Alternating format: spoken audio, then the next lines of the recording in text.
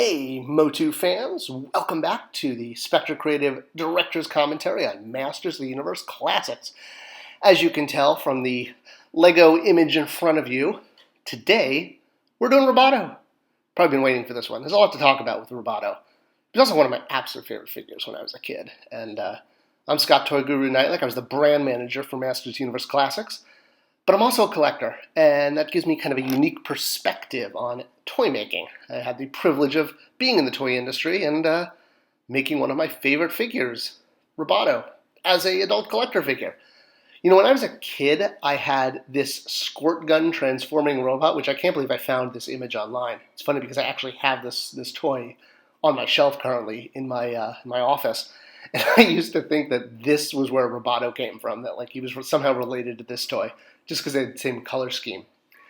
All right, but let's talk about Roboto. And talking about Roboto actually kind of means talking a little bit about the history of robots. Now, we could go back to Jules Verne and, some other early literature, but really the first definitive robot, at least visual, especially when on screen, was the Mariah robot from Metropolis, Fritz Lang's film from the 1930s. And of course, that just kicked off a whole slew of sci-fi and pop culture robots that really continue to this day. Although it is amazing that whenever you find like group shots of robots like this, they never include Roboto. I just don't get it. I mean, he's one of the coolest robots in kind of pop culture history, and he always gets skipped over when they do these kind of montages of robots from the world of sci-fi and pop culture and all that. At least Bender gets included. All right, so Roboto is obviously a figure in the vintage line. He had kind of multiple action features in the sense that he had swappable arms, like swappable hand attachments. He had a articulated jaw, and when you twisted his waist, his gears moved, which was like mind-blowing when we were kids. Like, whoa, and you could see the gears through his chest. It was amazing. One thing he didn't have was an alternate hand, like when he didn't have his gun or his claw attachment in, which kind of always bugged me, and that was one of the reasons that in the Classics line, we actually gave him a hand as kind of one of the alternate plug-in attachments. But man, that vintage figure, there was just nothing like it. I always thought his head was based on a duck, too, by the way. I don't, like, with the way that the red piece went, it just looked like a bill to me, but I don't know if anyone else saw it that way. So I always thought kind of this was like supposed to be like a robot duck or something like that, but, either way, he was mega cool, with the gears turning and then the see-through chest, and getting him into Classics was a priority. We knew he was going to need a lot of tooling, though. He did have the trapjaw legs, but he was going to need new arms and obviously a completely new chest, especially depending on how we were going to tackle that with the gears, whether they were just going to be painted on or just inside. And of course, there was the 2000X version of Roboto where he was reimagined as more of kind of like I don't want to call him a Terminator-like robot, but he was really beefed up. The toy wasn't as beefed up as the animation, and that kind of disappointed me in the toy. I really wanted a toy of the 2000X version, and I'll actually get to that at the end of the video, because, it had a very unique body, too. Comparing the 2000X toy to the vintage toy, obviously, you can see the influences. The 2000X one got the bigger, Iron Man 90s boots, and, still had the arm attachments, but yeah, it just wasn't quite the 2000X animated look with the really, with the shoulder cannon and all that. So when it came to 2000X versus Classics, Classics was definitely going to skew more towards the vintage figure. And that's what we did. He came out beautiful in package. You can see there the red arm, so you could have the arm attachment, which the vintage figure didn't have. Plus, of course, all of the arm attachments that the vintage did have, the axe, the claw, and the blaster. And, the duck bill, or whatever you might want to call it, the flappable jaw, and that awesome sort of, single eye kind of Cylon thing going. In his bio, I still get asked to this day, with his real name being Robot Model 9041. People ask, like, is that someone's birthday? Is that, your extension number at Mattel, or, something like that? And no, the answer is, and this went for all the robotic characters, including like Stridor and things like that, anytime we had a robot, the real name was a serial number, and that number came directly from the vintage figures packaging. So if you look at a vintage figure, like Roboto here, down at the bottom right-hand corner, you will see the Mattel toy number, which is 9041. And that's where it comes from. It's not a birthday. It's the toy number from the vintage figure. Pretty cool, huh? So getting to the classics figure in particular, there's a lot of stories to tell about this one, obviously. And, we'll definitely talk about the elephant in the room, or the robot in the room, about some of the issues that popped up. And I want to kind of explain why it is that this figure wound up having some issues in production. And as I said, this was one of my favorite figures as a kid. I think right up with Buzz Off and Stratos, he was one of my top 3 good guy figures. Getting to him in classics really was a dream come true. This was like getting to do one of your favorite robots in all time as a toy. Bill Beneke felt the same way. We both loved Roboto so much, and we wanted to go the extra mile. And it felt like kind of actually every time we went the extra mile with a classics figure, it kind of bit us in the behind, and it kind of exploded on us, to the point that we stopped going the extra mile, like with characters like Octavia, not giving her stretchy, bendy tentacles. But back when we were young and naive, going the extra mile seemed like the right idea at the time. So the first thing we wanted to do was make sure we gave him all of his interchangeable hand parts, including the aforementioned actual hand.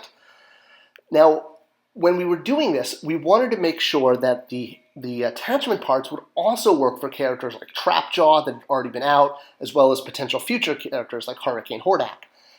The problem was, when the tooling model came back from the vendor, they swapped how the pegs work. Instead of the pegs being on the arm attachments, they put the peg on the wrist, and the arm attachments had holes. So this meant you couldn't swap parts with Trapjaw. And Bill and I were like, no, we can't have this. They have to work universally. And we asked the vendor to redo it. And this was the first thing that led to him going wrong, is that we had them basically redo the tool again. And that meant, more bandwidth and more attention was being put on this to make sure the arm attachments could be universal with characters like Trapjaw. The other one was the gears. So Bill definitely led with this, but I agreed with him that Roboto was just one of those figures that the rotating gears was just so definitive of who the character was, and we really wanted to make them actually rotate inside. To do that, though, was going to take a lot of work. And that's what I mean by going the extra mile. If the gears were all painted, they were going to rub against each other and cause smear marks, like you can see in that red circle there on that Captain America figure, or up on his helmet.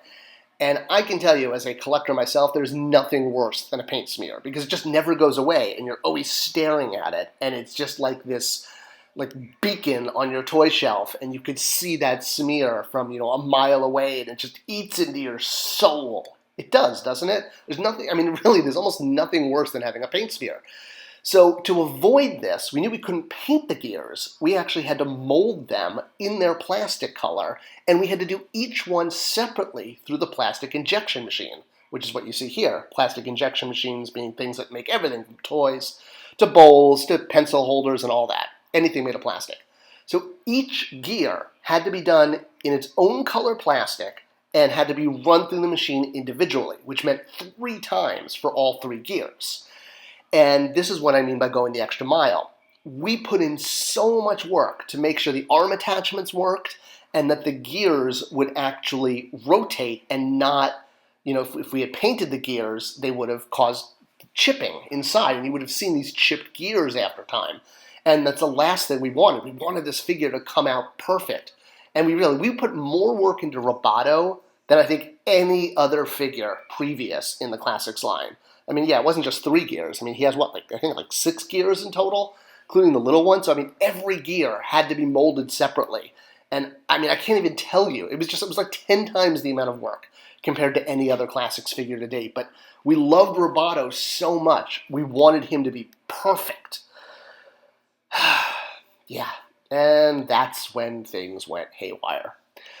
We basically learned that when you pay that much attention to a figure and try so hard for it to be right, for the arm attachments to be universal, and not just, otherwise, he wouldn't have been able to have them interchange with Trapjaw and offer the Trapjaw ones in Roboto colors and the Roboto arms and Trapjaw colors like we did with some of the weapons packs. We knew that was something we wanted to do, and that's why we had the arm retooled.